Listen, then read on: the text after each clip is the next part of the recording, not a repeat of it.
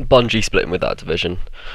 This is literally only good for Destiny fans, unless it goes wrong, and that's because obviously funding will be cut completely.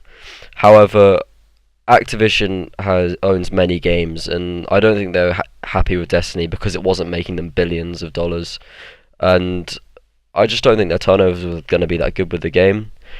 And they also own Candy Crush and are probably making enough to not need Destiny anymore.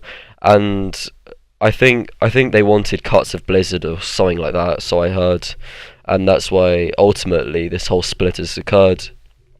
Anyway, I think what this is going to mean is in the short term, not too much will happen, unless of course they implement trials, because there's such a content drought, especially for PvP players.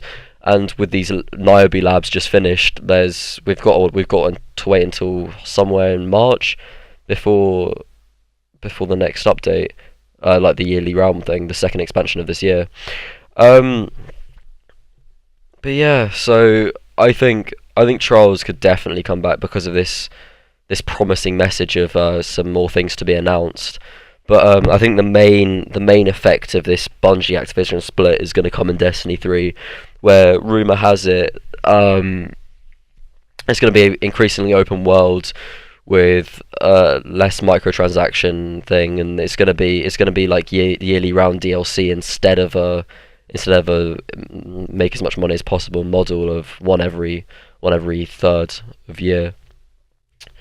Uh, Also, I think there's going to be some big change to PvP in Destiny 3. There'll be more of an open world feel with more game modes, etc., etc., etc., more to play, more replayability is the big thing, and hopefully that comes soon with Trials coming back as a 3v3 mode.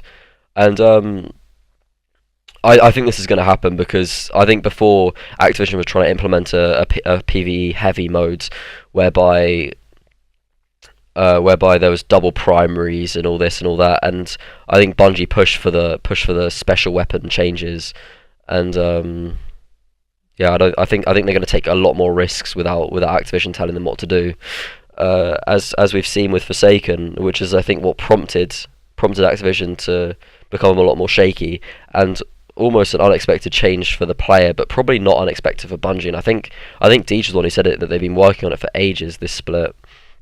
And obviously they had a 10-year contract or something, so I don't know how they broke that. Um, but yeah, it's only good for the player, and I think one of the other things we'll see, this is just my speculation, is that PvP and PvE will be made separate things, and that PC meta and console metas will be split as well. I think this split is necessary for the future of PvP especially, but also PvE, as it doesn't really work that well so far. We've seen it a lot with guns that just don't work cross two ways.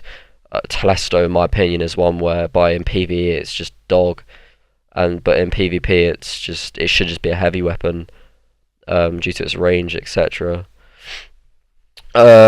I also think that more drastic changes will happen, and I think Destiny 3 as well will see most of this drastic changes. But I also think that with the free reign and free will to do what they want, Bungie are gonna use it a lot with the rest of Destiny 2 and see it, and hopefully we see it out well with Trials and maybe some other PvP activities.